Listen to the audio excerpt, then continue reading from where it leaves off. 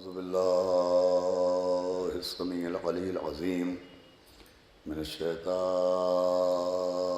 اللعين الرجيم. بسم الله الرحمن الرحيم. الحمد لله رب العالمين.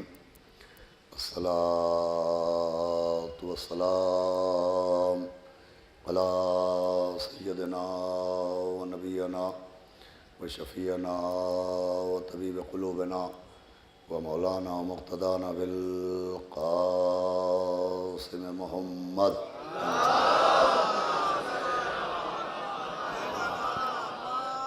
وآله الطيبين الطاهرين المعصومين ولعنة الله على أعدائهم أجمعين من يومنا هذا إلى يوم الدين. أما بعد فقد قال الله سبحانه تبارك وتعالى في القرآن المجيد والفرقان الحميد. بسم الله الرحمن الرحيم. بالبينات والزبر وأنزلنا إليك الذكر لتبين للناس ما نزل إليهم ولعلهم يتفكرون. ایک صلوات پڑھ لیں.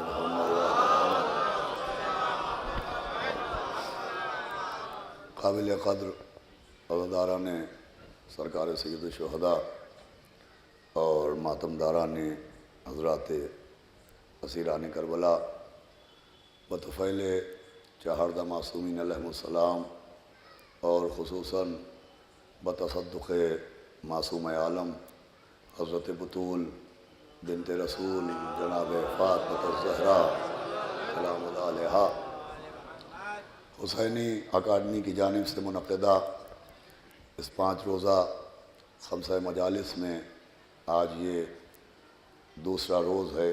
آپ حضرات کی توجہات کے ساتھ قرآن کے ہوتے ہوئے اختلاف کیوں اس عنوان کے تحت گفتگو کرتے ہوئے میں نے کل ہی سے آپ کے سامنے گفتگو کا آغاز کیا اور سورہ النحل کی ایک آیت کریمہ کو تلاوت کیا، جس آیت میں خداوند عالم نے بہت وضاحت کے ساتھ اس قرآن کی شان بیان کی، اس قرآن کی عظمت بیان کی اور اس قرآن کی افادیت کو بیان کیا. اعلان ہوا کہ دلیلوں کے ساتھ، براہین کے ساتھ ہم نے اپنے نبی کی طرف اس قرآن کو ذکر بنا کے نازل کیا اور اس قرآن میں بڑی وضاحت کے ساتھ ہر بیان کو درج کیا گیا اور اس کا مقصد یہ ہے کہ تم اس کو پڑھو اور پڑھنے کے بعد اس پر تفکر کرو. میں نے کل ہی عرض کیا تھا کہ قرآن صرف تلاوت کے لیے نہیں آیا ہے بلکہ قرآن تفکر کے لیے آیا ہے. قرآن میں قرآن خوانی کا حکم نہیں دیا گیا ہے بلکہ قرآن فہمی کا حکم دیا گیا ہے. قرآن میں مختلف مقامات پر بار بار آیتوں کے ذریعے قاریان قرآن کے ذہنوں کو جھنجھوڑا جاتا ہے کہ تم اس قرآن پر غور کیوں نہیں کرتے، تم عقل سے کام کیوں نہیں لیتے، تم تدبر کیوں نہیں کرتے، تم تفکر کیوں نہیں کرتے. دیکھیے بار بار قرآن میں آیتوں کا حکم تفکر دینا اس بات کی دلیل ہے کہ تلاوت سے ثواب تو مل سکتا ہے لیکن جو اصل فیض قرآن ہے وہ صرف تلاوت سے نہیں ملنے والا ہے. اس کے لیے تفکر ضروری ہے، اس کے لیے غور و فکر ضروری ہے. اس لیے کہ اگر قرآن کی تلاوت ہوگی اور تفکر نہیں ہوگا، تدبر نہیں ہوگا تو وہ قرآن جو ہر سوال کا جواب لے کے آیا ہے، وہ قرآن جو ہر مسئلے کا حل بن کے آیا ہے، وہ قرآن جو ہر الجھن کو سلجھانے کے لیے آیا ہے، وہ قرآن جو اندھیروں کے لیے روشنی بن کے آیا ہے، وہ قرآن جو ہر راہ کے لیے راہبر بن کے آیا ہے، وہ قرآن جو ہر مشکل کے لیے مشکل کشا بن کے آیا ہے، وہ قرآن جو پیغمبر کے دل پر نازل کیا گیا اگر اس پر تفکر نہیں کیا جائے گا، تو قرآن سے مسئلوں کا حل نہیں ملے گا، بلکہ قرآن پڑھی کے مسئلے پیدا ہو جائیں گے۔ قرآن سے اختلافات دور نہیں ہوں گے، بلکہ قرآن پڑھی کے اور اختلافات میں اضافہ ہو جائے گا۔ ایک صلوات بآواز بلند ہے۔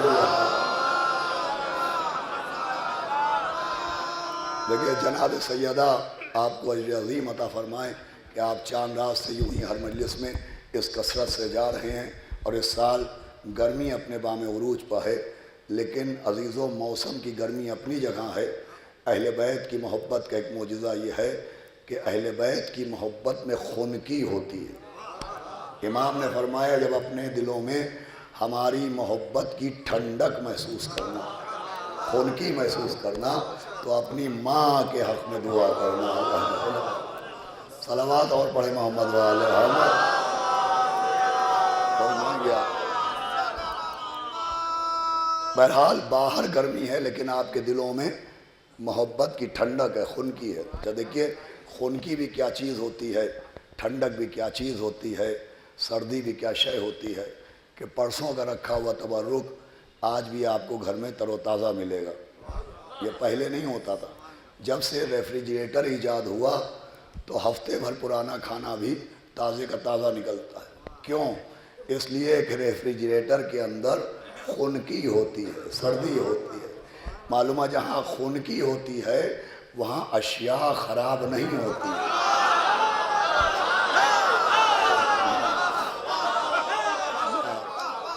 جہاں خنکی ہوتی ہے وہاں اشیاء خراب نہیں ہوتی ہیں۔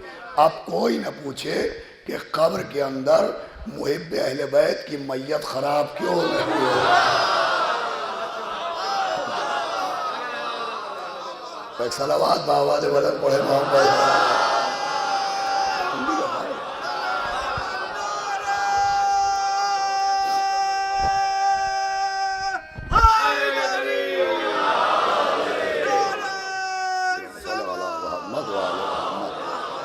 انشاءاللہ آپ متوجہ رہے تو میں موسم کی گرمی پر بھروسہ کر کے گفتگو نہیں کروں گا، گرمی سے خوفزدہ ہو کے آپ کے دلوں کے اندر جو محبت اہل بیت کی خنکی ہے اس پر اعتبار کر کے گفتگو کروں گا۔ تو میں عرض کر رہا تھا کہ قرآن بجائے اس کے اگر تفکر نہیں ہوگا کہ اختلاف دور ہوں، اختلافات میں اور اضافہ ہو جائے گا۔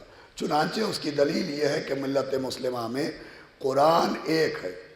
جتنے بھی فرقوں کے مسلمان ہیں سب یہی ایک قرآن پڑھتے ہیں، یہی بسم اللہ سے شروع ہونے والا اور والناس پر تمام ہونے والا، یہی 30 پاروں کا قرآن، یہی 114 سوروں کا قرآن۔ قرآن سب کے پاس ایک ہے، مگر سب کے عقیدے ایک نہیں ہیں، سب کے نظریے ایک نہیں ہیں، سب کی نماز پڑھنے کا طریقہ ایک نہیں ہے، سب کا روزہ کھولنے کا وقت ایک نہیں ہے، سب کے شریعت کے مسائل ایک نہیں ہیں، سب کے نکاح کے قانون ایک نہیں ہیں، سب کے طلاق کے صلوات بھیجے محمد وآل محمد۔ فرمائیے گا بھائی قرآن ایک، عقیدے الگ، قرآن ایک، نظریے الگ، قرآن ایک، نماز کے سلیقے الگ، قرآن ایک، روزے کے طریقے الگ، ہر بات میں اختلاف ہے، توحید میں اختلاف، نبوت میں اختلاف، امامت میں اختلاف، شفاعت میں اختلاف، قیامت میں اختلاف۔ سوال یہی تو ہے، موضوع یہی ہے جس کا نتیجہ آخر میں آئے گا انشاءاللہ کہ قرآن کے ہوتے ہوئے اختلاف کیوں ہے۔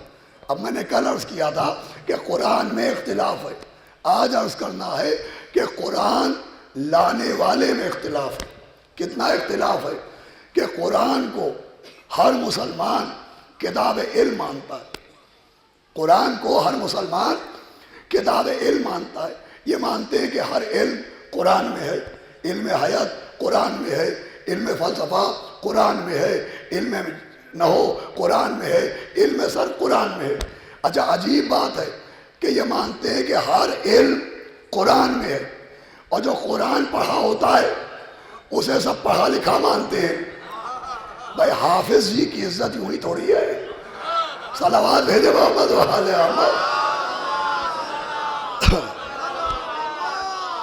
بھائی جو بھی قرآن پڑھ لے وہ پڑھا لکھا مانا جاتا ہے، لیکن لطیفہ یہ ہے کہ اگر امتی قرآن پڑھ لے تو وہ پڑھا لکھا مانا جاتا ہے، اور جو قرآن لے کے آیا اسے ان پڑھ مانا جاتا ہے۔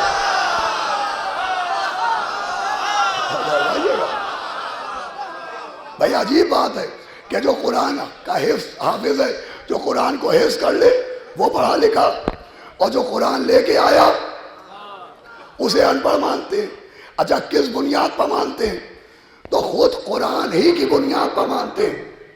توجہ رکھیے گا، جب آپ ان لوگوں سے پوچھئے جو نبی کو ان پڑھ مانتے ہیں کہ بھائی آپ کی دلیل کیا ہے، ثبوت کیا ہے کہ نبی ان پڑھ تھے، تو وہ آپ کو روایت نہیں سنائیں گے، وہ آپ کو سورہ جمعہ کی آیت سنائیں گے کہ قرآن میں موجود ہے بسم اللہ الرحمن الرحیم کہ هو الذی، وہ اللہ، هو الذی بعث فی الامین رسولا منہم، کہ وہ اللہ جس نے امیوں میں سے ایک رسول کو مبعوث کیا، کاہے کے لیے؟ کہ نفسوں کو پاک کرے، وَيُعَلِّمُهُمُ الْكِتَابَ وَالْحِکْمَةَ، کہ کتاب اور حکمت کی تعلیم دے۔ پوری توجہ رکھیے گا، یہ ہے سورہ جمعہ کی آیت۔ جب آپ پوچھئے کہ بھئی آخر نبی کو ان پڑھ کیوں مانتے ہو، تو وہ یہ آیت پیش کرتے ہیں کہ دیکھیں صاف صاف قرآن میں نبی کو امی کہا گیا ہے۔ میری تو متوجہ رہیے گا، اور عربی زبان میں امی بنا ہے لفظ ام سے، اور ام کہتے ہیں ماں کو۔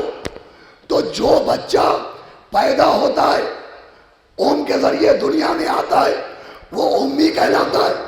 چونکہ پیدا ہونے والا بچہ ان پڑھ ہوتا ہے لہذا اسے امی کہا جاتا ہے۔ تو جب قرآن میں نبی کو امی کہا تو امی کا مطلب ان پڑھ ہے، تو ہم پڑھا لکھا کیسے مان لیں؟ دیکھیں یہ تلاوت نہ ہونے کی وجہ سے نہیں آئے، تفکر نہ ہونے کی وجہ سے آئے۔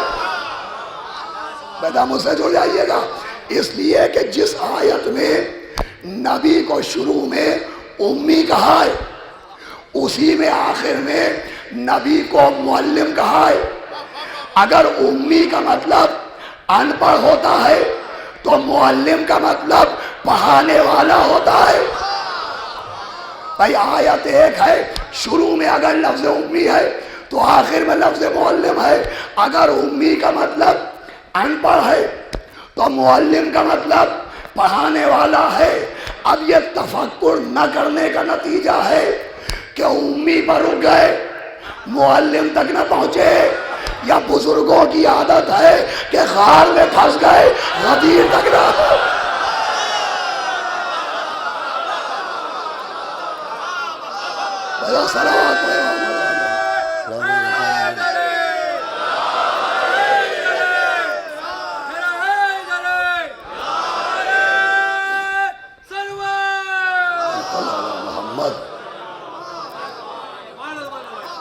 دیکھیں تفکر کا نتیجہ ہے، نہ کرنے کا نتیجہ ہے کہ لفظ امی پڑھ لیا وہ معلم نہیں پڑھا، کہ صاحب وہ ان پڑھ تھے نبی کو پڑھنا نہیں آتا تھا۔ اچھا عجیب و غریب بات ہے، گفتگو شروع ہوئی کہ آخری نبی کے لیے یہ نظریہ ہے کہ وہ ان پڑھ تھے، مگر پہلے نبی کے لیے جناب آدم کے لیے کوئی مسلمان نہیں کہتا کہ وہ ان پڑھ تھے۔ حالانکہ میں یہ جملہ دیکھتا ہوں متوجہ ہوئے کہ نہیں، بھائی جناب آدم کو سب عالم مانتے ہیں، ارے آدم کے لیے تو یہ بھی نہیں ملتا کہ کبھی انہوں نے کاغذ و قلم مانگا ہو۔ بات پہنچ رہی ہے میری؟ بھائی جناب آدم کے لیے تو یہ بھی نہیں ملتا کہ انہوں نے کبھی کاغذ و قلم مانگا ہو، انہیں عالم مانتے ہیں۔ ہم نے کہا آدم کے علم کی دلیل کیا ہے؟ کس مدرسے میں پڑھے آدم؟ کہاں درس دیا آدم نے؟ آدم کا استاد کون؟ آدم کے علم کا مرکز کیا؟ آج تک جناب آدم کے لیے کوئی نہیں کہتا بھائی آدم کے علم کی کیا دلیل ہے، آدم کے علم کی کیا دلیل ہے؟ تو جناب آدم کے علم کی دلیل مدرسہ نہیں ہے، درس نہیں ہے، تقریر نہیں ہے، تحریر نہیں ہے۔ آدم کے علم کی دلیل یہ ہے کہ جب پنجتن کے نور ان کے سامنے پیش ہوئے تو آدم نے بتایا تو محمود یہ محمد، تو اعلیٰ یہ علی، تو فاطر یہ فاطمہ، تو محسن یہ حسن، تو خدیم الاحسان یہ ہے حسین۔ تو جناب آدم کے علم کی دلیل کتاب نہیں، درس نہیں، تحریر نہیں، تقریر نہیں، مدرسہ نہیں، آدم کے علم کی دلیل ہے کہ پنجتن کے نام جانتے ہیں۔ ارے جو پنجتن کا نام جانے وہ تو عالم ہو جائے جس کی گود میں علی بھی ہو۔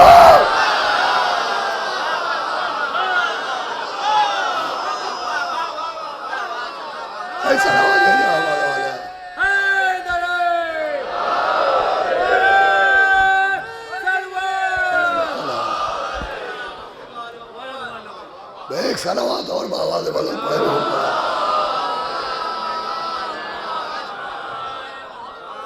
سنیے آذان گرامی،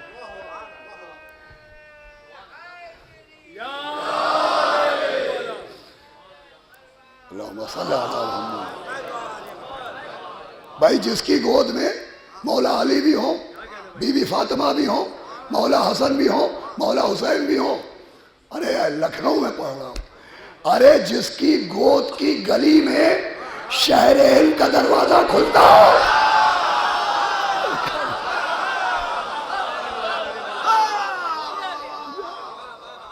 اس کے لیے بحث۔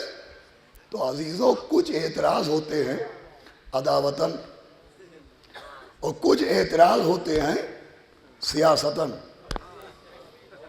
کچھ عداوتاً اعتراض ہوتے ہیں، کچھ سیاست میں اعتراض ہوتے ہیں۔ مجھے 23 سال پڑھتے ہوئے الحمدللہ یہ خمسہ پڑھتے ہوئے ہو گئے، 23 برس، اللہم صلی اللہ علیہ۔ بہت سے جوان بوڑھے ہو گئے اور بہت سے ماشاءاللہ بچے جوان ہو گئے، صلوات بھیجے محمد صلی اللہ علیہ وسلم۔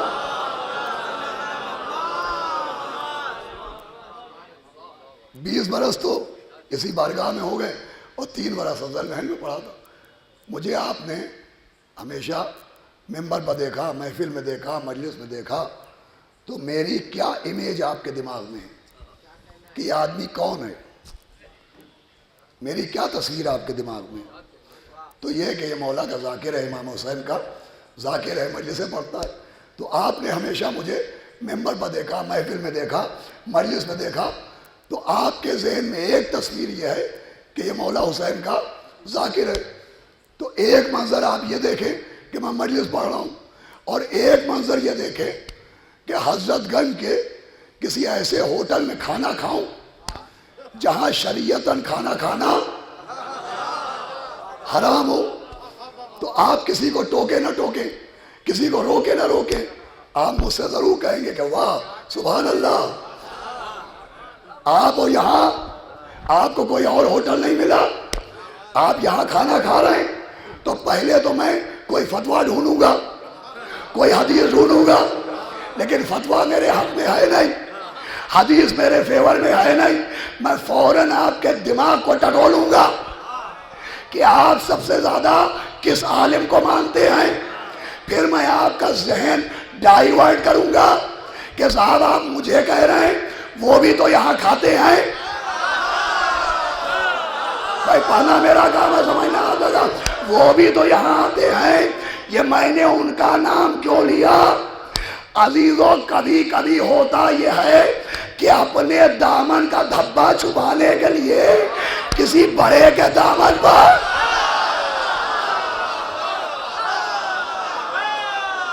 یہ جملہ آپ کے حوالے، کسی بڑے کے دامن پر دھبا لگایا جاتا ہے۔ یہ نبی کو ان پڑھ نہیں بنایا ہے، ارے خلافتوں کی جہالت ہے۔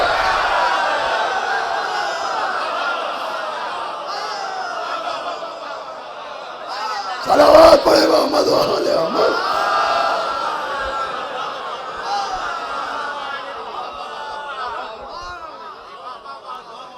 یہ خلافتوں کی جہالتیں چھپانا تھی تو نبی کو ان پڑھ بنایا۔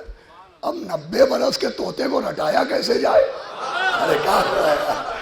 صلوات بھیجے محمد و آل محمد۔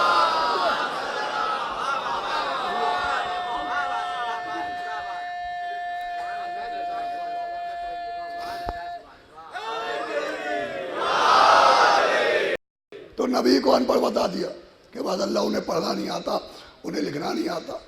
حالانکہ یہ تو تب کہنا چاہیے تھا جب نبی نے کہا لاؤ کاغذ و قلم لاؤ، تو اگر ان پڑھ نہیں تھے تو دے دیا جاتا۔ کیا ہوتا ہے یار، بھائی ان پڑھ کیا لکھ پائے گا؟ تو عزیزان گرامی، خود قرآن لانے والے میں اختلاف۔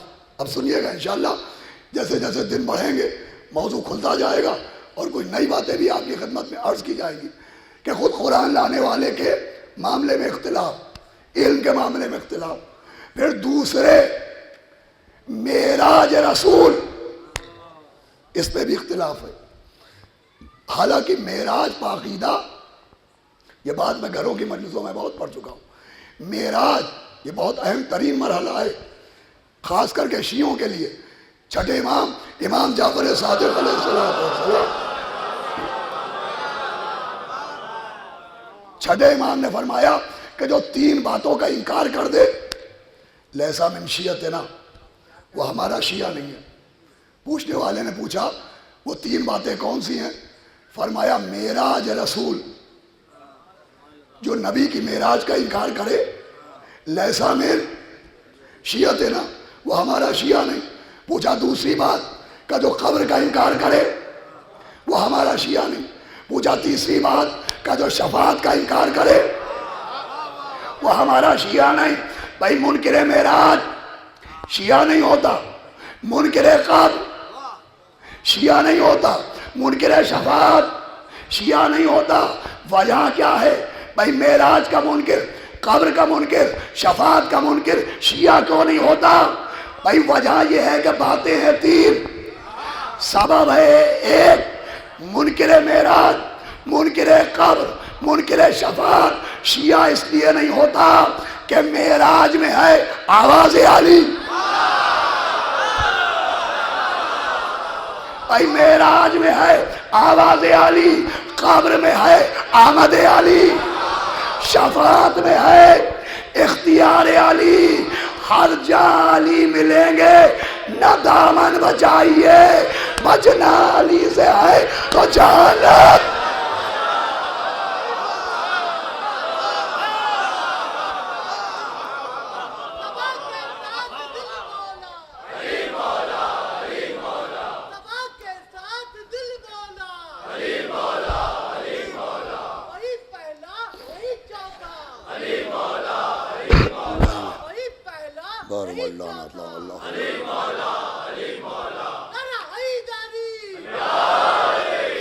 مولا آپ کو سلامت رکھے، اللہ صلی اللہ علیہ محمد۔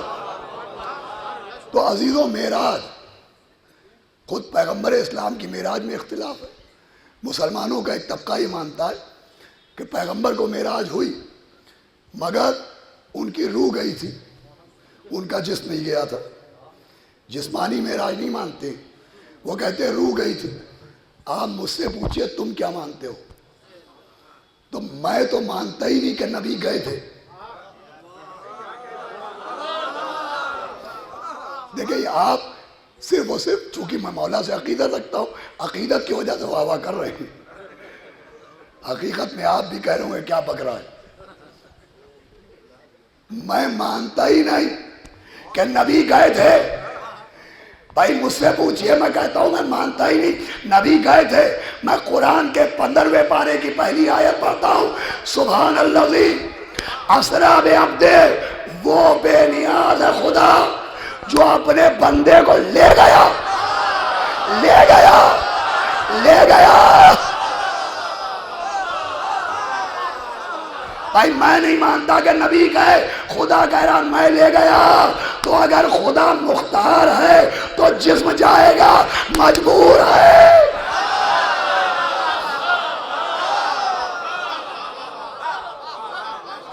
تو روح جائے گی، میں نہیں مانتا۔ وہ تو اللہ کہہ رہا میں لے گیا۔ سبحان الذی اسریٰ بعبدہ، بے نیاز ہے وہ خدا جو اپنے بندے کو لے گیا۔ یہاں یہ کہ صاحب وہ نبی نے خواب دیکھا تھا، خالی خواب میں معراج ہوئی تھی اور انہوں نے اپنی بیگم کو خواب سنایا۔ تو عزیزوں خواب ہم بھی دیکھتے ہیں مگر خوابوں کی بھی تعبیر ہوتی ہے۔ بھائی مومنوں، روایت ہے، حدیث ہے کہ آخری دور میں مومنوں کے خواب سچے ہوں گے. صلوات بھیجے محمد والے. بھئی اگر گرمی کا احساس نہ ہو تو ایک باواز بلند صلوات.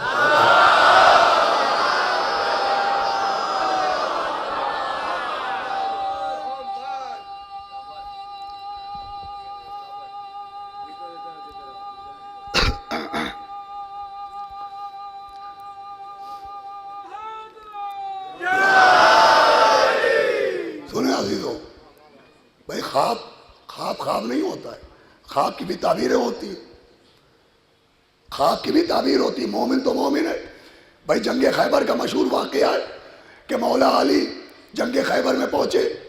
تہذیب المتین فی تاریخ امیر المومنین میں ہے کہ مولا علی نے اپنا علم پتھر پر گاڑا تو قلعہ قموس پر ایک یہودی بیٹھا تھا اور وہ توریت کو لیے ہوئے اپنے ہاتھ میں توریت کا مطالعہ کر رہا تھا.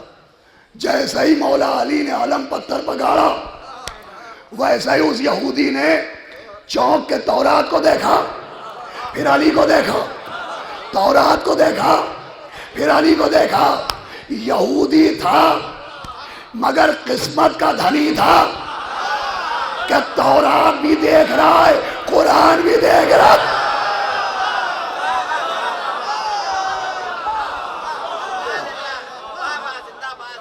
تورات بھی دیکھ رہا ہے اور قرآن بھی دیکھ رہا ہے.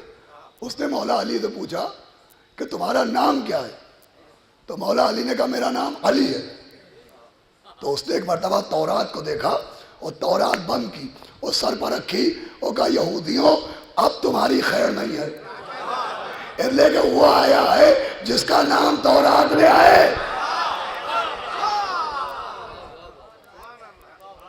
مولا علی آگے بڑھے، مرحب سامنے آیا. اس نے مرحب سامنے آیا تو میرے مولا نے کہا کہ میری ماں نے میرا نام حیدر رکھا ہے.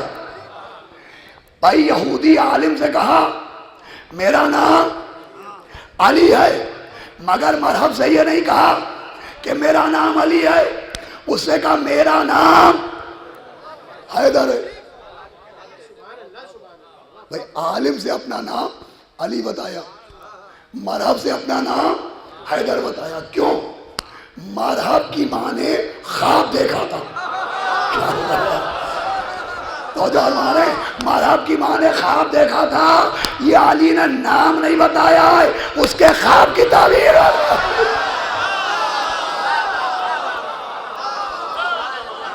بلا صلوات آواز بلند پڑے محمد.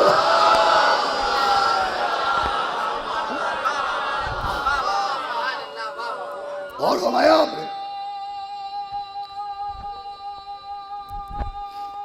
یہ دے دی بھائی.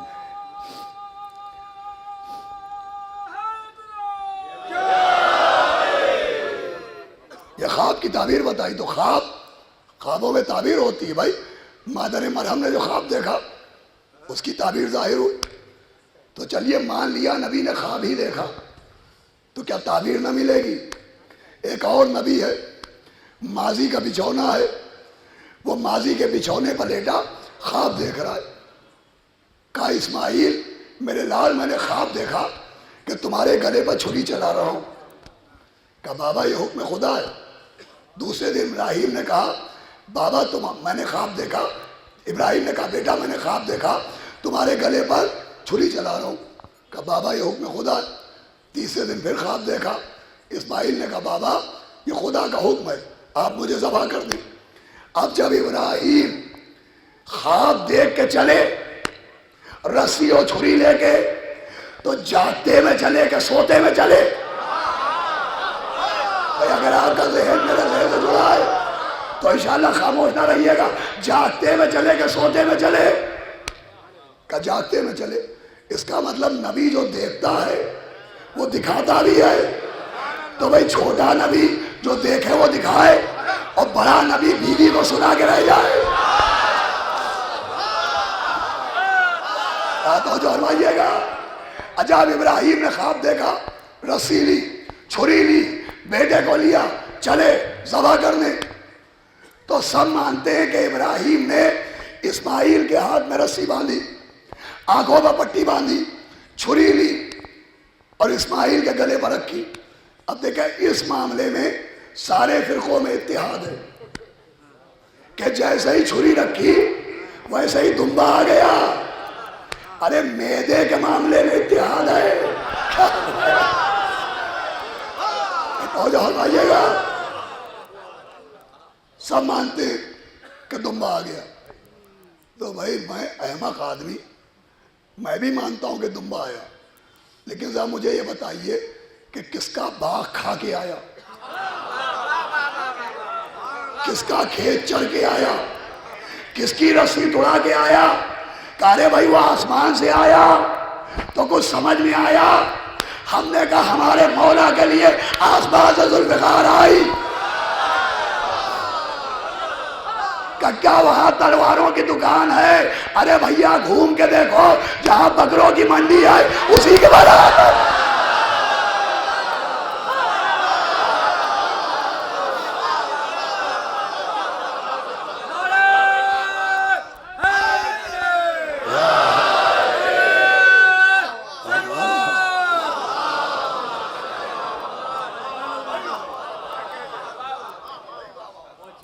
بھائی جہاں اچھا، آپ کا شکریہ، بہت بہت صلوات پڑھیں محمد والے۔ دیکھیں ہمارے منع بابو نے سند دے دی کہ بہت اچھی مجلس ہے، صلوات اور پڑھیں محمد والے۔ شکریہ ہے، ہمارے دوست ہے۔ تو عزیزوں دمبا آیا۔ اچھا مجھے بتائیے جب جناب ابراہیم نے اسماعیل کے گلے پر چھری رکھی تو کئے مہینے کا سفر کر کے آیا؟ کئے دن کی جرنی کے بعد آیا؟ بھائی ایک شہر سے دوسرے شہر آدمی جاتا تو کئی گھنٹے لگتے، کئے دن میں آیا؟ میرا دل کہتا ہے ایک دن چلا ہوگا، باغ جناح میں گھوما ہوگا، حوروں نے گلے میں ہار پہنایا ہوگا، گلیوں میں گھمایا ہوگا، کہ کئی دن بعد نہیں، جیسے ہی چھری رکھی نہ آہیں نکلی، نہ خون بہا، نہ چیخیں اٹھی، جیسے ہی چھری رکھی ویسے ہی دمبا آ گیا۔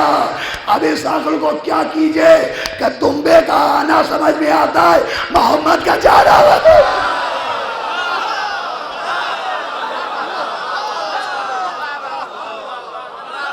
بھائی صلوات پڑھے محمد والے۔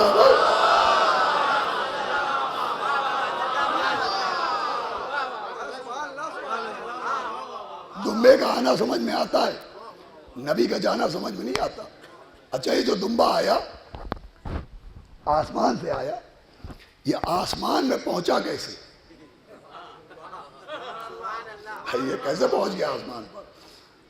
اس راز کو ہمارے آپ کے امام جعفر صادق علیہ السلام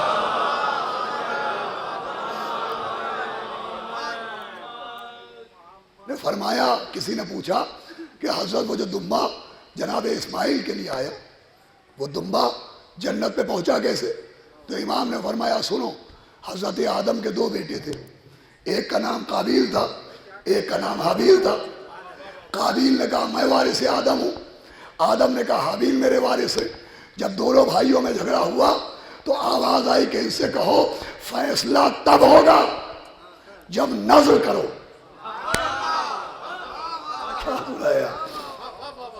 فیصلہ تب ہوگا جب نظر کرو۔ اس کا مطلب نظر کرنا شیعت کی علامت نہیں ہے، آدمیت کی علامت ہے۔ جناب آدم نے کہا کہ بھائی کون وارث ہوگا، تم لوگ اپنی اپنی نظریں اللہ کی بارگاہ میں پیش کرو۔ تو بیٹوں نے کہا کیسے پیش کریں؟ تو کہا وہ جو پہاڑ ہے اس کی چوٹی پر اپنی اپنی نظر کا سامان رکھاؤ، جس کے سامان نظر پر آسمان سے آگ آئے گی اور آگ اس کے سامان نظر کو اٹھا لے جائے گی، اس کی نظر قبول مانی جائے گی۔ تو قابیل نے سوچا کہ آگ میں جلنا تو ہے ہی ہے، تو کیوں اچھی چیز پیش کی جائے؟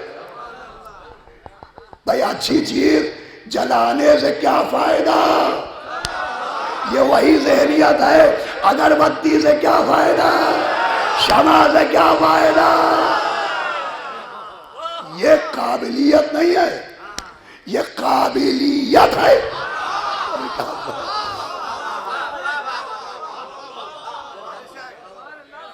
تو اس نے سوچا کہ بھئی جلنا تو ہے ہی ہے، تو اس نے سڑا ہوا گیہوں اور غلہ نکالا اور وہ پہاڑی پر رکھایا. اور جناب حابیل نے اپنا سب سے تندرست دمبا جو سب سے پیارا تھا وہ لیا اور پہاڑی پر رکھ دیا. اب آسمان سے بجلی آئی اور حابیل کے دمبے کو لے گئی. امام نے فرمایا یہ دور اسماعیل میں جو دمبا آیا یہ دور آدم والا تھا. بھائی نظر یہاں سوارت ہو گئی مگر وہاں حفاظت میں رہی.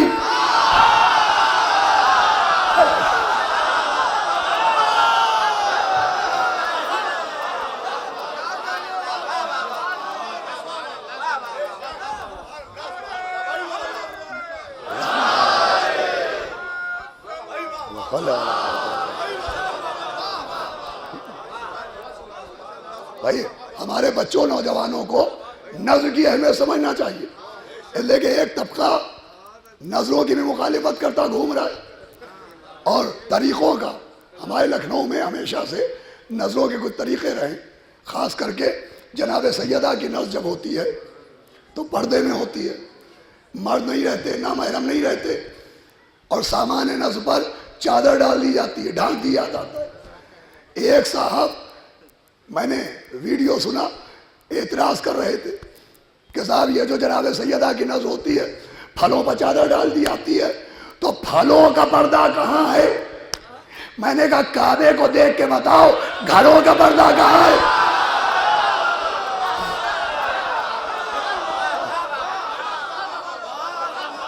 بھائی قرآن کا جزدان دیکھ کے بتاؤ کتابوں کا پردہ کہاں ہے؟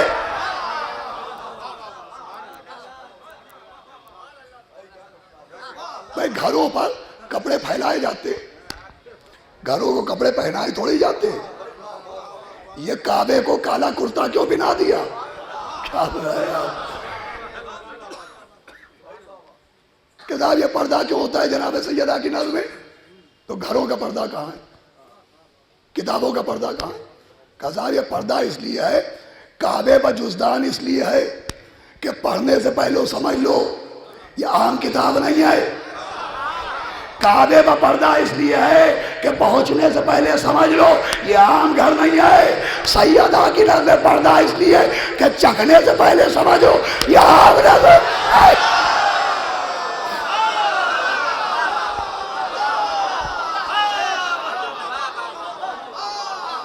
صلوات پڑھے محمد والے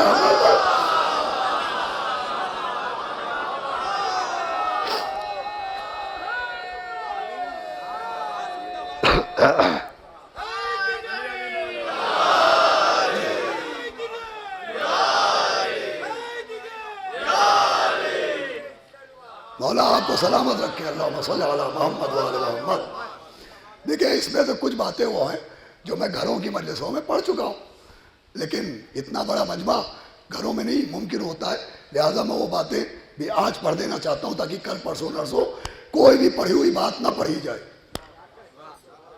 لہٰذا یہ ایک دو باتیں کہ جنہوں نے نہیں سنی ہیں ان کے لیے. تو وہ دمبا امام نے فرمایا جناب حابیل کا تھا اور جناب اسماعیل کے دور میں آیا. جناب حابیل میں اور جناب اسماعیل میں کئی ہفتے کا فرق ہے؟ کئی ہفتے کا فرق ہے؟ کبھی وہ ہفتوں کی بات کر رہا ہوں، ہزاروں برس کا فاصلہ. بھائی ہزاروں برس پہلے کا دمبا ہزاروں برس بعد آیا مگر جھریاں لے کے نہیں آیا، کپ کپاتے پیروں سے نہیں آیا، لرزتے قدموں سے نہیں آیا. ہزاروں برس بعد آیا، جوان آیا، جوان آیا، جوان آیا. ارے سمجھو قرآن ماضی سناتا ہے، مستقبل سمجھاتا ہے کہ جو اللہ حابیل کے دمبے کو ہزاروں برس بعد زندہ بھی رکھ سکتا ہے، جوان بھی. اگر ساقی کوثر کا پوتا پڑ جائے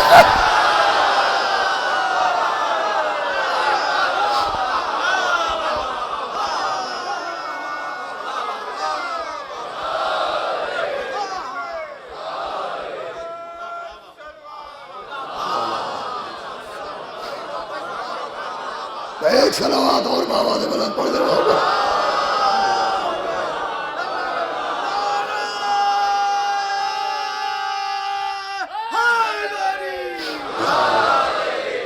بس عزیزوں، گفتگو آخر منزل میں. تو معراج، دمبے کا آنا سمجھ میں آتا ہے، نبی کا جانا سمجھ میں نہیں آتا ہے. جس سے پیٹ کا رشتہ ہے وہ سمجھ میں آتا ہے، جس سے دین کا رشتہ ہے وہ سمجھ میں نہیں آتا. سمجھ میں تب آئے جب کوئی سمجھانے والا ہو، کوئی چشمدید گواہ ہو. اب اہل سنت عالم دین ہے علامہ صالح کشفی الحنفی اور ترمذی، ان کی کتاب ہے کوکب دری. وہ لکھتے ہیں کہ جب پیغمبر معراج سے زمین پہ آئے تو آپ نے بہت سے واقعات سنائے. اسی میں ایک واقعہ یہ تھا کہ نبی کہتے ہیں جب میں 5ویں آسمان پر پہنچا تو میں نے دیکھا ایک چاند کا ہالہ تھا، سرکل تھا. چاند کے چاروں طرف جیسے سرکل ہوتا ہے ویسا ہالہ تھا. کہ اس ہالے کے بیچ میں ایک شیر کھڑا تھا. نبی کہتے ہیں میں نے قدم بڑھایا، اس شیر نے ہاتھ بڑھایا. نبی کہتے ہیں میں نے جبریل سے پوچھا کہ جبریل یہ شیر کیا چاہتا ہے؟ جبریل نے مسکرا کے کہا یہ کچھ تبرک چاہتا ہے، تبرک چاہتا ہے. اس کا مطلب تبرک کا تعلق سے مجلس سے نہیں ہے. بھئی آپ تھکے تو نہیں ہیں؟ معراج سے بھی ہے. تو نبی کہتے ہیں میں نے اپنی انگوٹھی اتاری، اس شیر کو دے دی. نبی کہتے ہیں پھر جب میں واپس آیا تو میں نے دیکھا کہ ایک ہاتھ مجھے سلام کو بلند تھا. کب میں نے پہچانا یہ وہی ہاتھ ہے جس نے جھولے میں کلے ازدر چیرا، یہ وہی ہاتھ ہے جس نے آدم کو توبہ سکھائی، یہ وہی ہاتھ ہے جس نے نوح کی کشتی کنارے پہنچائی، یہ وہی ہاتھ ہے جس نے ابراہیم کو آگ میں بچایا، یہ وہی ہاتھ ہے جس نے موسیٰ کا بازو پکڑ کے دریا پار کرایا، یہ وہی ہاتھ ہے جس نے عیسیٰ کی مدد فرمائی، یہ وہی ہاتھ ہے جس نے سورج کے گریبان میں ہاتھ ڈال کے ادھر مغرب سے پلٹایا. کہ میں نے پہچانا یہ میرے بھائی علی کا ہاتھ تھا، اور علی کے ہاتھ میں وہ انگوٹھی چمک رہی تھی جو میں نے اس شیر کو دی تھی. نبی کہتے ہیں میں نے کہا اے میرے بھائی کیا تم ہی تھے شیر کی شکل میں؟ فرمایا ہاں نبی اللہ میں ہی تھا. تو نبی نے کہا جزاک اللہ یا اسد اللہ الغالب. کیا کہنا ہے خدا کے شیر، یہ جو ہمارے مولا کا لقب ہے یہ وہاں کا آیا ہوا ہے، چرایا ہوا نہیں ہے.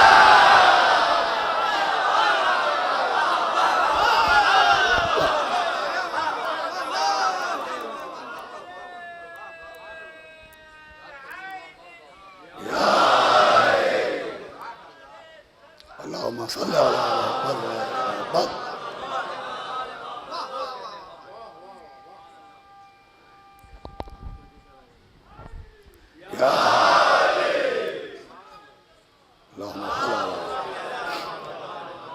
دیکھیں ماشاءاللہ مولا سلامت رکھیں کہ آخر آدمی تک پوری توجہ کے ساتھ اپنے مولا کا ذکر سن رہا ہے. جناب سیدہ آپ کو اجر عظیم عطا فرمائیں. سنیں کہ یا نبی اللہ میں ہی تھا، میں نے انگوٹھی مانگی. میں کہوں گا اے میرے مولا پہلے تو آپ کا کام بانٹنا ہے، مانگنا ہی نہیں. بھائی تھکے تو نہیں ہیں آپ کا کام بانٹنا ہے، مانگنا ہی نہیں. اچھا اگر مانگنا تھا حکومت مانگتے، تاج مانگتے، تخت مانگتے، سلطنت مانگتے، دینار مانگتے، درہم مانگتے. اے میرے مولا، اے کل ایمان، اے مرد میدان، اے وسیع رسول، اے شوہر بطور، اے جناب امیر، اے مولا غدیر، اے خود بلندار، اے حبیب الاحباب، یہ انگوٹھی کیوں مانگی؟ آواز دیں گے اپنے لیے نہیں مانگی، معراج جسمانی کا ثبوت دینے کے لیے مانگی. انگوٹھی مانگ کے بتایا کہ انگوٹھی جسم میں پہنی جاتی ہے اور روح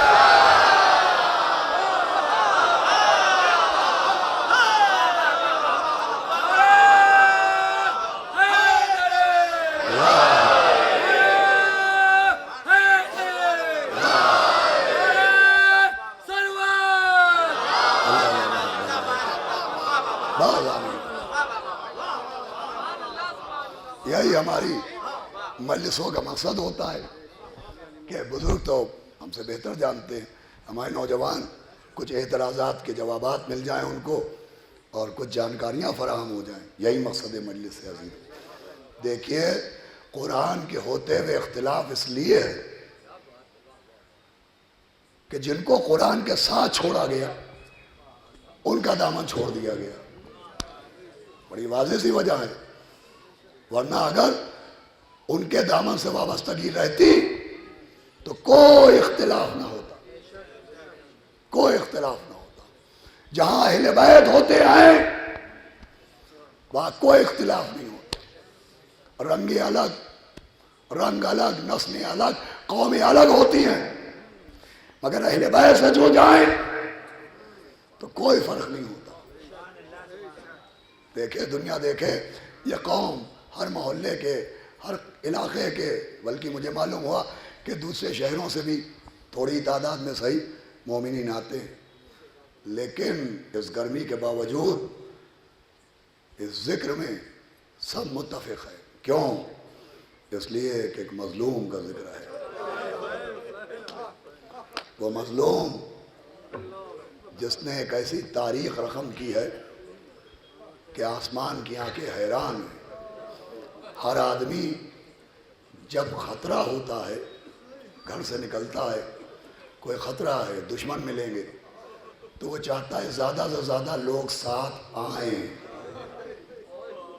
اس بات کو بستر پلٹ کے سوچئے گا، اگر مجھے پتہ چلے کہ راستے میں مجھ پہ حملہ ہو جائے گا، میرے دشمن ہیں، تو میں اپنے دوستوں کو فون کروں گا، اپنے عزیزوں رشتہ داروں کو فون کروں گا، میں چاہوں گا زیادہ سے زیادہ لوگ میرے ساتھ چلیں، مگر ہائے یہ مظلوم کیسا ہے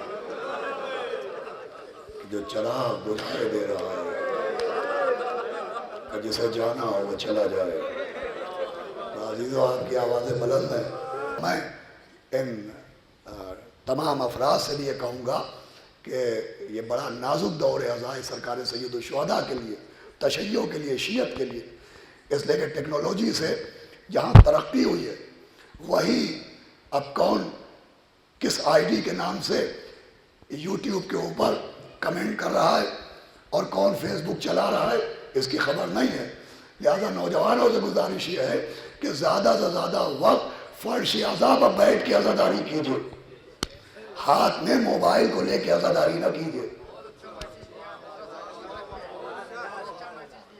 قوم میں اتحاد و اتفاق کی فضا کو قائم رکھیے، اس لیے کہ آج ہمیں بڑے آرام سے گھر بیٹھے یہ فرش عزا مل گیا ہے، ہمیں اپنے بچے نہیں بھیجنا پڑے، اور وہ طریقے جو ہمارے ہندوستان میں رائج ہیں ان طریقوں میں باقی رہیے۔ بھائی دوسری جگہ جو طریقے ہیں میں اعتراض نہیں کرتا کسی بھی عزاداری کے طریقے پر، مگر ہمارے بزرگ جو ہمیں طریقہ عزا دے کے گئے ہیں اس کو باقی رکھیے گا۔ جو ماتم کا طریقہ، مجلس کا طریقہ، زنجیر و قمع کا طریقہ، گریے کا طریقہ، تبرک کے تقسیم کرنے کا طریقہ دے کے گئے اسے باقی رکھیے گا۔ ٹھیک ہے کوئی کسی ملک میں کسی طرح ماتم اور عزاداری کر رہا ہے تو وہ اپنے لحاظ سے کر رہا ہے، میں اس پہ کمنٹ نہیں کر رہا ہوں، لیکن اگر ہمارے طریقوں میں کمی ہو تو کوئی اور طریقہ اختیار کیجئے۔ خدا کی قسم ہندوستان کی عزاداری کا مقابلہ پوری دنیا میں کوئی ملک نہیں کر سکتا۔ ابھی ہندوستان میں بھی لکھنؤ، یہاں محرم آتا تھا تو یہ نہیں لگتا تھا کہ گھر میں محرم ہے، لگتا تھا گھر میں موت ہو گئی ہے۔ الٹے ہوئے پلنگ، سونی کلائیاں، اجڑے ہوئے بال، کھلے ہوئے گریبان، ہو سکتا ہے میں 2-4 سال میں مر جاؤں، لیکن ان گزارشوں کو یاد رکھیے گا۔ بہت محنت سے ہمارے بزرگوں نے اس عزاداری کو قائم کیا۔ تبرک بھی جو رکھا گیا ایسا نہیں کہ پرانے زمانے میں رئیس نہیں تھے، جاگیردار نہیں تھے، ایک سے ایک رئیس لوگ تھے، جاگیردار لوگ تھے. کیا وہ یہ نہیں کر سکتے تھے کہ مہنگے سے مہنگا تبرک تقسیم کریں؟ لیکن انہوں نے فرق رکھا کہ شادی کے کھانے اور ہیں، غم کے کھانے اور ہیں.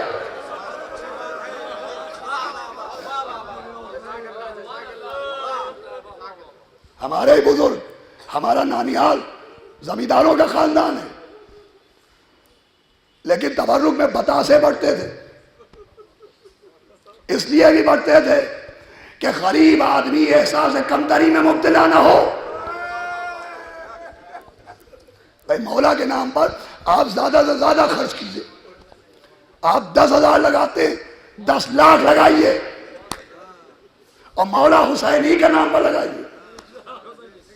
لیکن میرے بچوں، میرے نوجوانوں، اس بات کا خیال رکھنا کہ جو تبرک مجلس کے رکھے گئے، نمک پارے رکھے گئے، کھچڑا رکھا گیا، کالی دال چاول عاشور کے دن سبنجا رکھا گیا، اس کے پیچھے آپ کو معلوم ہے مقصد کیا ہے؟ یہ کیوں رکھا گیا؟ ایک دکھیا بہن اپنے بھائی کو ٹھیک سے رو نہیں پائی تھی، رونے کا موقع ہی نہیں مل رہا تھا. عباس کو روتی کہ خبر آ گئی کہ اکبر کے سینے میں نیزہ لگا. ابھی اکبر کو رونے بیٹھی تھی کہ پتہ چلا علی اصغر کے گلے میں تیر لگایا.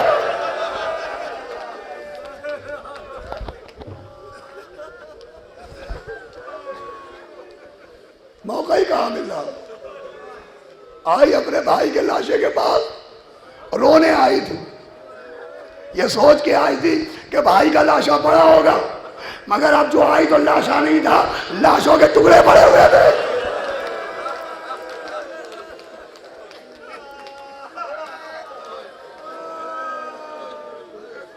اسی لیے تو کہا انت اخی انت ابانا انت رجانا. ارے کیا تو میرا بھائی ہے؟ تیرا ماما کہاں ہے؟ تیرا کرتا کہاں ہے؟ تیری کمر کا بٹا.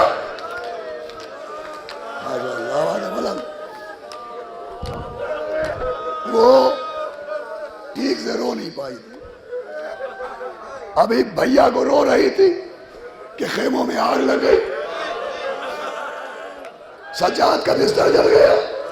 ابھی سجاد کو باہر نکال کے لٹایا تھا کہ سکینہ کے تماچے بنے. اللہ اکبر. ابھی سکینہ کو بچانے پڑی تھی کہ سر کی چادر جھیل لے گئی. کہاں رو پائی؟ رونے کا موقع کہاں ملا؟ رویا تب جاتا ہے ہمارے گھر میں موت ہو جاتی ہے، لوگ آتے ہیں پرسہ دینے، یہاں موقع کہاں ملا؟ ہاں زندان شام سے نکلی، کہا سید سجاد ایک گھر کو خالی کرا دو، ہم اپنے بھائی کو روئیں گے. اب رونے بیٹھی، اب رونے بیٹھی. ابھی رو رہی تھی کہ کٹے ہوئے سر آنے لگے. یہ آقا حسین کا سر آ گیا، یہ اونا محمد کے سر آ گئے، یہ قاسم کا سر آ گیا، یہ علی اکبر کا سر آ گیا. ارے سارے سروں پر گریا ہو رہا تھا، مگر ایک سر جو آیا سارے سر کنارے رکھ دیے گئے. بیویاں اس سر کے چاروں طرف جمع ہو گئی. واپس آ، واپس آ، واپس آ. عباس ہماری چادر چھن گئی، عباس ہمارے بازوؤں میں.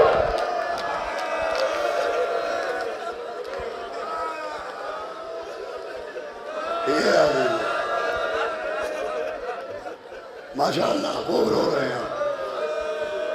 مجھے معلوم ہے گرمی بہت ہے،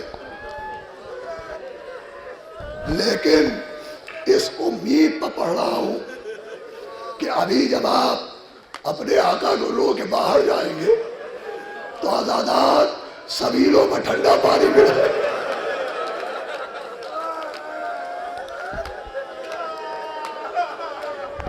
لیکن ایک 4 برس کی یتیمہ کو رونے کے بعد پانی نہیں لیا گیا، تماچے مارے گئے. اور روئیں. اب دیکھیں ایک کیفیت ہوتی ہے، یہ مصائب کے مصائب ہیں اور پیغام کا پیغام ہے. ایک کیفیت ہوتی ہے، اگر بہت دیر آپ روئیے اور بیچ میں پانی بھی نہ پیجیے تو پھر آنکھیں خشک ہو جائیں گی، آنسو نہیں نکلیں گے، ہونٹوں سے آوازیں نکلیں گی. تو اب اس گھر میں کیفیت وہی ہو گئی، آوازیں نکل رہی تھی سیدانیوں کی، آنسو نہیں نکل رہے تھے. ہاں، شام کی عورتیں بھی بلائی گئی تھی. شام کی عورتیں بآواز بلند رو بھی رہی تھی اور ان کی آنکھوں سے آنسو بھی نکل رہے. تو جناب ام رباب کی ایک کنیز نے پوچھا کہ آخر یہ کیا وجہ ہے کہ یہ بیویاں رو تو رہی ہیں مگر آنکھوں سے آنسو نہیں نکل پا رہے، لیکن تمہاری آنکھوں سے آنسو نہیں بہ رہے. تو بتایا کہ ہم بیچ بیچ میں ستو کا شربت پیتے. پہلا تبرک شام کی مجلس میں جو بٹا وہ ستو کا شربت تھا. اس کو پینے سے آنسوؤں میں بھی اضافہ آتا ہوتا ہے اور رونے کی طاقت بھی بڑھتی. دوسرا تبرک، چوتھے امام ایک مجلس میں پہنچے تو یہ جو کھچڑا بڑھتا ہے، یہ خاص کر کے 25 محرم کو آپ نے دیکھا ہے کھچڑا بڑھتا ہے، تو یہ چوتھے امام کا تقسیم شدہ تبرک ہے. لکھا ہے کہ تبرک بڑھ رہا تھا، چوتھے امام تبرک بن رہا تھا، دیکھ چڑھی ہوئی تھی. خود چوتھے امام پہنچے اور اپنے ہاتھ سے کھچڑے کو گھونٹنے لگے. لوگوں نے کہا آقا ارے آپ یہ کیا کر رہے ہیں؟ سارے میرے باپ کی وجہ سے. اللہ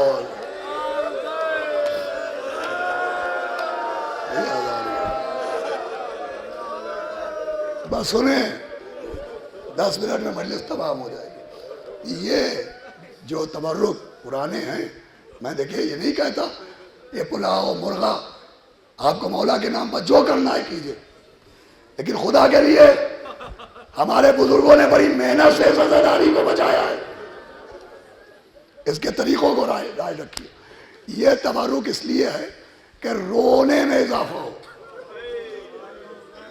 پلاؤ کھا کے نیند آتی ہے، رونا نہیں آتا ہے. یہ اس لیے کہ یہاں سے روئیے پھر اگلی مجلس میں بھی جا کے رو سکیے. عزیزو، تبرک کی بڑی اہمیت ہے.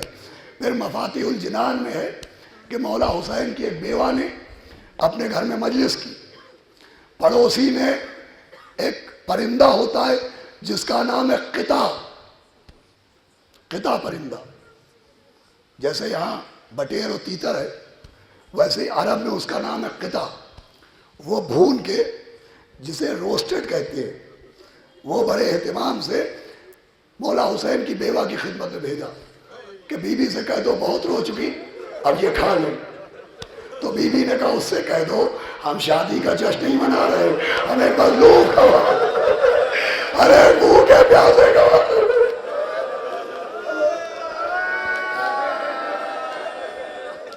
بس عزیزو، معاف کیجئے گا مجھے، میں 1 گھنٹے سے زیادہ پڑھنے کا قائل نہیں ہوں، لیکن شاید کچھ منٹ زیادہ ہو گئے.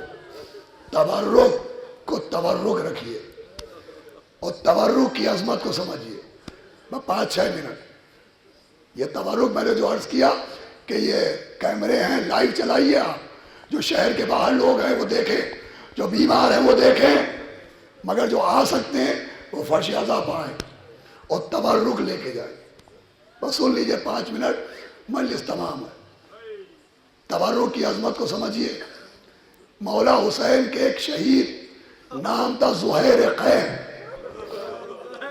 جناب زہیر قین وہ حکمت بھی جانتے تھے، اپنے دور کے وہ طبیب بھی تھے.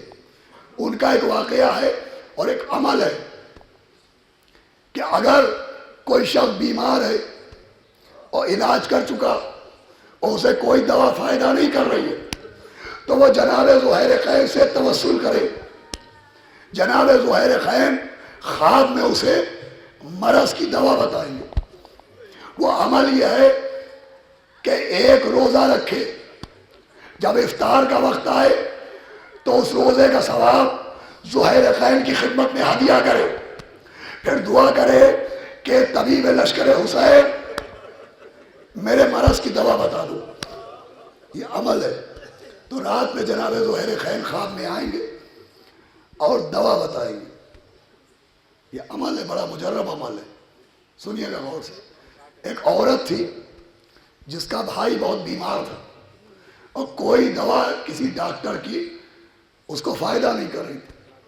علامہ سبط حسن حنسوی علی اللہ مقامہ نے مجلس میں واقعہ پڑھا تو اس عورت نے روزہ رکھا اور افطار کا وقت آیا، اس نے روزے کا ثواب جناب ذوحیر خین کی خدمت میں ہدیہ کیا اور رات میں بستر پر سوئی کہ اے شہید کربلا، تجھے مولا حسین کی بے کس کا واسطہ، بے کسی کا واسطہ، عابد بیمار کا واسطہ، میرے بھائی کی دوا بتا دو۔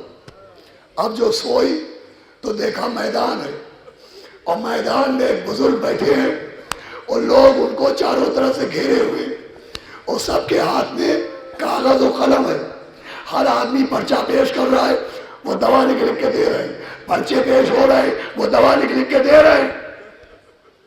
جب اس عورت کا نمبر آیا تو یہ قریب گئی، دیکھا خون میں ڈوبے ذوحیر خین۔ اس نے حضرت کو سلام کیا، انہوں نے جواب سلام دیا۔ اس نے ہاتھ جوڑے، کہا حضور میرے بھائی کی بیماری طویل ہو گئی، میرے بھائی کے لیے کوئی دوا بتا دے۔ تو ذوحیر خین نے سر اٹھا کے کہا کہ تیرے بھائی کے لیے کیا دوا بتائی ہے؟ وہ دوا تو تیرے گھر میں موجود ہے مگر تیرا بھائی اس دوا کو استعمال ہی نہیں کرتا۔ سننا میرے بچوں، میرے نوجوانوں، تو اس عورت نے کہا حضور آپ جو کہہ رہے ہیں سچ کہہ رہے ہوں گے، لیکن کوئی دوا ایسی نہیں ہے جو کبھی اس نے کھائی نہ ہو۔ کہا نہیں، جو دوا ہے، مرض کی جو دوا ہے وہ کھاتا ہی نہیں ہے۔ کہا حضور مرض کی دوا کیا ہے؟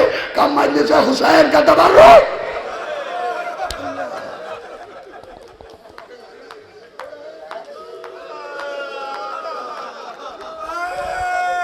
کہا اپنے بھائی سے پوچھنا۔ اس کی آنکھ کھلی، اس نے اپنے بھائی سے پوچھا تو لرز گیا، کہا بالکل صحیح کہا انہوں نے، لیکن جب تبرک بڑھتا ہے تو میں بھیڑ کی وجہ سے کنارے ہو کے چلا جاتا ہوں۔ بس عزیزو، یہ پیغامات تھے جنہیں آج کی مجلس میں پہنچانا ضروری تھا۔ ذوحیر خین، وہ ذوحیر خین کہ مولا حسین نے علی اکبر کو بھیجا، اپنی جگہ سے پلٹ ہو گئے، کہ شہزادے آپ، کہ میرے بابا نے تمہیں بلایا۔ امام کے پاس پہنچے، امام نے کہا ذوحیر خین یہ دیکھو فہرست جنت، اس میں تمہارا نام بھی لکھا ہوا۔ ذوحیر خین نے اپنی بیوی سے کہا کہ میں نے تجھے آزاد کیا، تو اپنے گھر چلی جا، مگر میری وصیت کو یاد رکھنا، میرا کفن میرے گھر میں رکھا ہے، جب پتا چلے کہ کربلا میں میں مارا گیا تو مجھے یقین ہے میرا آقا بھی شہید ہوگا، مگر جس کے لیے عید کے دن کپڑے آئے کوئی نہ کوئی اسے کفن ضرور دے دے گا۔ ادنا عزیزو، کوئی نہ کوئی اسے کفن ضرور دے گا، مگر کون ہے میرا مولا ابو عظیم؟ کہ مجھے یقین ہے میرا مولا حسین مارا جائے گا، لیکن کوئی نہ کوئی میرے مولا کو کفن دے دے گا، لیکن میرا کون؟ نہ میرا قبیلہ نہ کوئی رشتہ دار۔ تو جب میری شہادت کی خبر آئے تو میرا کفن کربلا پہنچوا دینا۔ لیجئے کربلا میں سیدہ کا بھرا کر اجڑ گیا، عباس کے شانے کاٹے گئے، اکبر کے سینے میں نیزہ مارا گیا، قاسم کا لاشا پامال کیا گیا، علی اصغر کے گلے پر تیر مارا گیا، حسین کے سوکھے گلے پر خنجر چلایا گیا۔ ارے بعد قتل شاہ آدھا کا بھائی حوصلہ گھر جلا کے خاک کر ڈالا۔ ماشاءاللہ ماشاءاللہ، مجھے معلوم ہے کافی دیر ہو گئی ہے، آپ شکستہ ہو گئے ہوں گے، لیکن عزیزو اگر آوازیں بلند ہونے لگے تو انہیں روکا نہ کیجیے، لیکن میری آواز شکستہ ہے۔ مگر جب نوجوانوں نے نعرے لگائے، آپ نے دعوت دی تو مجھے طاقت ملی۔ جب آپ چیخ کر روتے ہیں تو اس بیوی کو طاقت ملتی ہے جس کی پسلیاں ٹوٹی ہوئی ہے، جس کا بچہ مار ڈالا گیا، جس کا گھر کروانا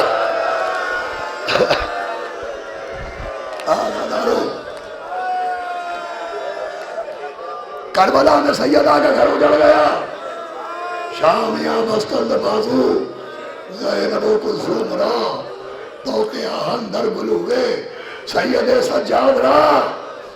خبر کوفے پہنچی، زہیر خیم کی بیوہ نے زہیر کا کفن نکالا، اپنے غلام کو بلایا کہ یہ کفن لے جا، کربلا میں زہیر کا لاشا ہوگا، یہ کفن پہنا کے واپس آ جا۔ غلام گیا، پھر واپس آیا، کفن نکالا، بیوہ زہیر کے سامنے ڈالا۔ بیوہ زہیر نے حیرت سے دیکھا کہ یہ کفن واپس کیوں لے آیا؟ کیا زہیر دفن ہو گئے؟ کہا نہیں بیوی۔ کہا کوئی کفن دے چکا؟ کہا نہیں بیوی۔ کہا کربلا پہنچا نہیں؟ کہا پہنچا بیوی۔ کہا یہ کفن واپس کیوں لے آیا؟ کہا ارے مالکہ مجھے معاف کرنا، ارے میرا دل پھٹ گیا، کفن ایک تھا، لاشیں 72 بڑے۔ ارے کہ یا آقا